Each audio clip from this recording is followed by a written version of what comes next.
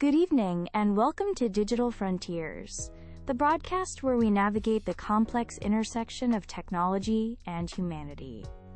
Tonight, we delve into a question that is reshaping the very landscape of culture and creativity.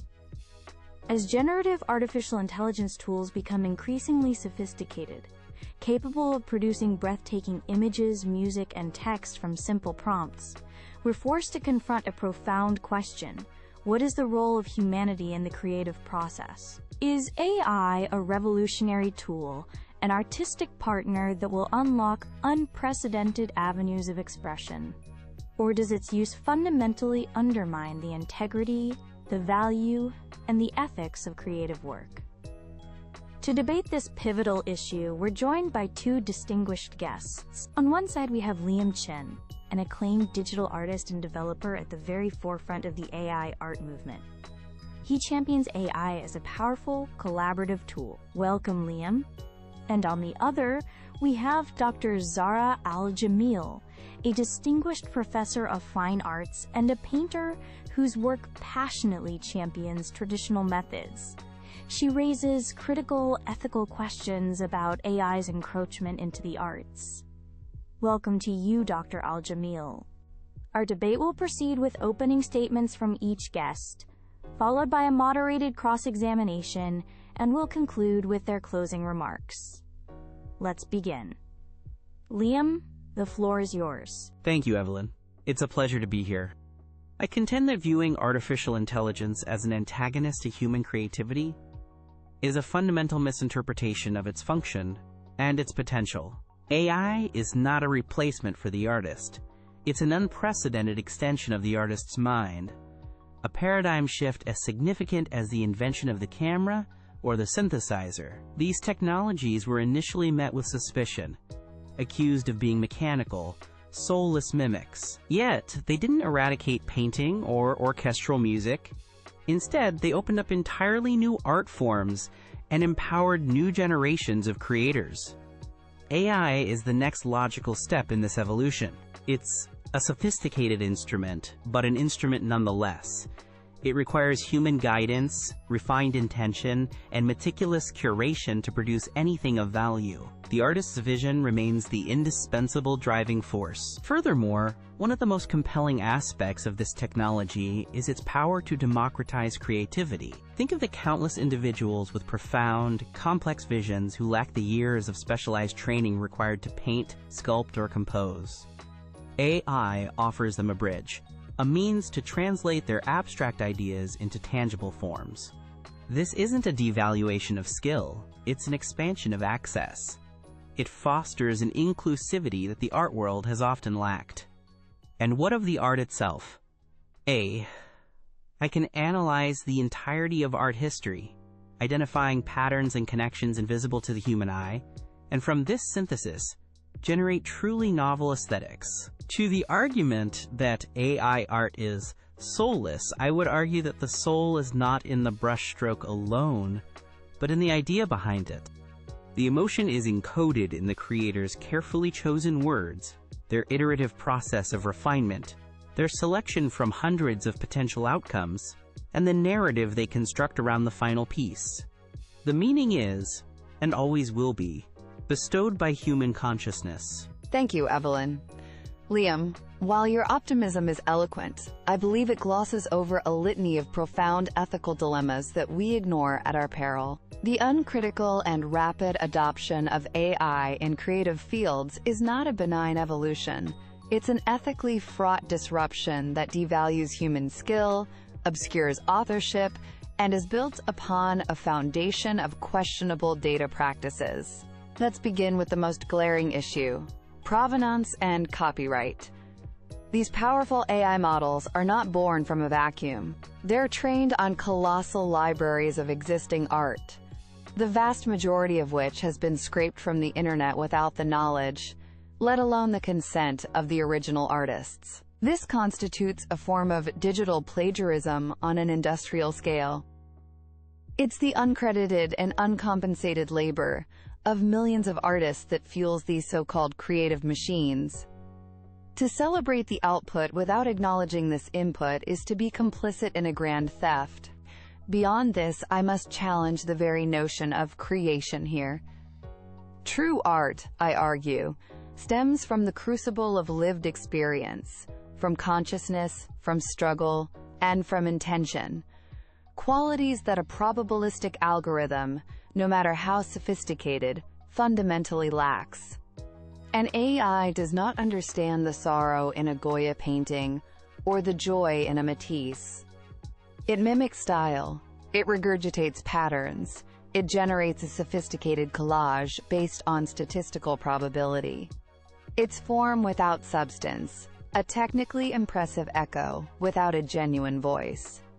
This proliferation of effortlessly generated imagery poses a direct threat to the appreciation of human craft. Why would society continue to value the discipline, the sacrifice, and the years of relentless practice required to master painting or sculpture, when a machine can generate a passable imitation in seconds? We risk eroding the very foundations of artistic endeavor. Finally, the black box nature of these systems is deeply troubling. When an artist cannot fully articulate how a result was achieved, where is the creative ownership? This lack of transparency cheapens the concept of authorship and turns the creative process from a journey of discovery into a mere lottery of prompts. Thank you both for those compelling opening statements. Dr. Al-Jamil, I'd like to press you on a point. Your arguments for the sanctity of human craft and intentionality are powerful. However, as Liam alluded to, history shows us that every major technological innovation in art, from the camera obscura to photography, was met with strikingly similar resistance. Critics in the 19th century claimed photography was, quote, too mechanical and lacked the artist's soul, arguing it was a mere chemical process, not a conscious creation. How is the current situation with AI fundamentally different from this historical precedent? Are we not, perhaps, at risk of simply repeating a well-worn pattern of technophobia, failing to see the new artistic language being born? That's a fair and crucial question, Evelyn. The distinction, I believe, lies in the core process and the nature of the tool itself. Photography, while mechanical, is fundamentally a tool of capture and curation. The photographer's artistry is in their choice of subject, their framing, their understanding of light, their precise timing. They're actively interpreting and framing the real world through their unique perspective. The camera captures a reality that is present. AI, conversely, is not capturing reality. It's generating a new one based on a data set of pre-existing art. The photographer's input is the world. The AI prompter's input is, fundamentally, the digested and remixed work of other artists. That's a critical ethical divergence. The photographer is not implicitly borrowing the style of every painter who came before them in the same way an AI model does. The technophobia argument is a convenient shield, but it obscures this essential difference in provenance. The camera created a new way of seeing the world. Generative AI creates a new way of repackaging what has already been seen and created by others. A very clear distinction. Thank you. Liam, that brings the focus back to you. You position AI as a great democratizing force, a tool for inclusivity. Yet, Dr. Al-Jamil has just forcefully articulated the crucial ethical point of uncredited labor, that these models are effectively built on the backs of artists who gave no consent for their work to be used as training data. How can a system be considered truly ethical or democratizing if its very foundation is predicated on what many are now calling the largest art heist in history? What's the tangible, workable solution to this ethical minefield that doesn't involve simply ignoring the rights of the artists whose work fuels the entire enterprise? That's the single most important challenge our field faces, Evelyn, and I do not take it lightly. Dr. Al-Jamil is right to be incensed about the current state of many datasets. The scrape first, ask later approach is indefensible and a relic of a tech culture that prioritized disruption over responsibility. However, the solution is not to discard the entire technology, but to aggressively reform its application, the tangible solution is multifaceted. First, we need to champion and invest exclusively in ethically sourced models, those trained on public domain images, licensed stock imagery, and work explicitly contributed by artists who opt in. Second, we must develop robust, transparent systems for artists to be compensated when their work is used in training data, perhaps through micro-licensing or royalty pools. And third, we need better tools for watermarking and data provenance so we can trace an AI's influences. The technology to do this is emerging. The problem isn't the concept of machine learning, it's our current, flawed implementation.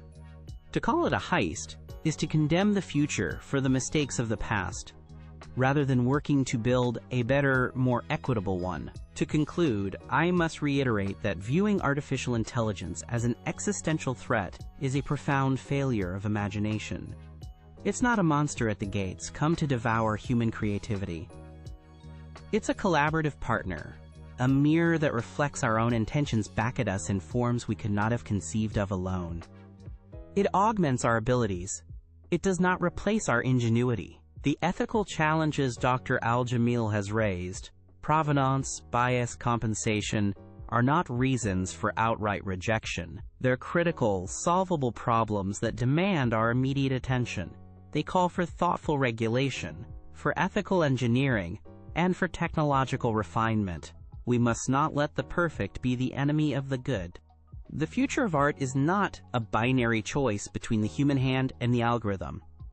It's a future of symbiosis, of hybrid forms of art created by artists working in concert with AI to achieve new heights of expression. The future is not one of replacement, but one of unprecedented collaboration and radically expanded creative potential for every single person with an idea. I must reassert that the value of art is not located solely in the final image that hangs on a wall or is displayed on a screen. The true value, the soul of the work, lies in the human journey, the years of struggle, the flash of insight, the meticulous intention, and the conscious lived experience that is poured into its creation. This is a profound, messy, beautiful human quality that simply cannot be simulated or replicated by a probabilistic algorithm. We cannot, in good conscience, move the conversation forward to, quote, symbiosis without first rectifying the foundational ethical sins of copyright infringement and data scraping that plague the current landscape. We must establish robust, legal, and ethical frameworks that protect artists and their intellectual property before we begin to champion the very tools that exploit their life's work. The onus is not on artists to adapt to exploitation. It's on technologists to prove their tools are built on a bedrock of consent and respect.